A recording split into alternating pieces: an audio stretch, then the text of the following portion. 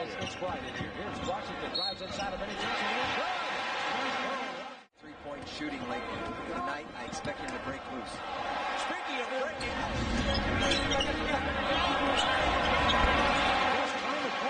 way into the clear with the killer crossover. The crossover, a move based on quickness and fakery, is a lethal weapon used by the game's best ball handlers. Those who master it have been called ankle breakers for their ability to send defenders falling in embarrassment.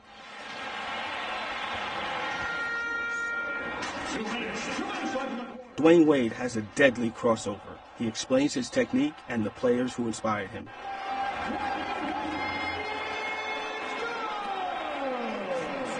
First of all, the crossover is effective because it gives you space. What I'm doing mostly is I'm coming at a guy and I'm acting like I'm going one direction. So my body is going forward and with a step, but then I'm bringing it back real quick. And once I bring it back, that gives me the second to be able to go into my next move.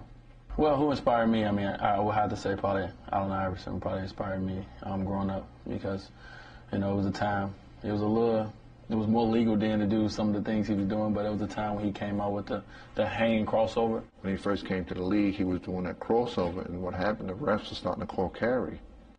I just remember being able to do it all of the time, and then once it got that effective, then that's when it started getting called a lot. It was cool. You know, he had commercials about it, so he kind of broke it down so you can see the breakdown of how to do the crossover. For a guy to be that small, to use his crossover to get airspace, to get up into his jump shot over bigger defenders. At the time, I was very small, so not only was it cool to do, it also was something that I could use in my game. I remember the one that he crossed Michael Jordan over twice. He crossed him over this way and he crossed him over the other way and he hit the jump shot. So that also made it cool for everyone to want to do. I used to always tell my friends, you know, when I get on that stage, I'm going to try my move on the best. And I never forget the play. You know, I never forget coming off the screen and him switching and Phil Jackson hollering his name, telling him to, you know, switch out on me. And then I gave him the first little one, and I seen that, you know, he was biting on it. And then I hit him with the second one and made the shot.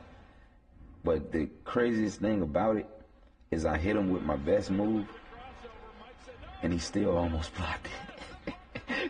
That was so crazy about it. That just let you know how great of a defensive player that he was. I first learned the crossover at Georgetown. I had a teammate, Dean Barry, and man, I had to guard him at practice. He was a walk-on player. He used to hit me with it all the time, every day. And, you know, at some point, my ego, I'm not going to ask this guy how to teach me how to do it. But at some point, I was like, man, the move is so vicious. I got to ask him. The first time the crossover came was, you know, it came in stages. I think seeing John Stockton, I would drop it. Seeing, you know, Kenny Anderson, I would give it a little shoulder action and change directions. Seeing T.Hardway, I realized I need to get a little lower to the ground. Yeah, who has a better crossover, Dean Barry or Allen Iverson? Yeah, you ask Allen, he'll probably say him, but you know, the student can never beat the teacher. I have the best crossover by far, ever, because I put it on that platform, on the biggest stage ever. T.Hardway has the best crossover. AI has the easier one to do, but T.Hardway is still to this day is hard, but it was probably the most effective crossover. But you don't see a lot of guys doing it because a lot of guys can't do it. I mean, T.Hardway used to come at people, 100 miles an hour and change directions 2 ways. He'll go bing, bing, real fast, and that's hard for a lot of people to do. So T.Hardway is probably the toughest. You get beat up, people had their forearms on you, they could hand check you and all that. So for us to get past that, we had to work on our game to get a move to get past people. I saw Pearl Washington one day, and I was like, wow, I want to do that move. I went out there and started practicing the move, and I could do the in and out, but it just didn't feel right to me. I started doing it my way. So I used to come and cross and put it between my legs, then bring it back in front of you and cross you over and have a free lane to the lane. You know, what I put out there from all the work that I did to master that move, people see that move and they use it in their arsenal of their game. Allen Iverson was great at it. Hardaway was great at it too also.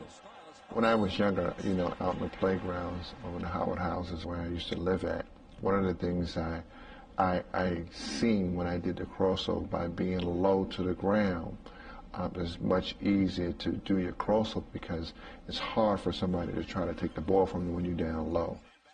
Well, when I think of Dwyane Wade, I just think of somebody who's just a phenomenal athlete. He's only about 6'4", 6'5". You see a guy who could, you know, cross you over and then step back, shoot a jump shot, or go to the basket and dunk on you. I mean, that's just unbelievable. Most of the new guys coming in, crossovers are effective because of their speed. When you look at Derrick Rose, he'll come at you, he'll do a crossover, and then he will blow by you because he's so athletic, he's so powerful and explosive. But I'm pretty sure it's going to be some guy that come along that's going to learn it and get it better than I got it, and his is going to be better than mine. Hopefully it's my son.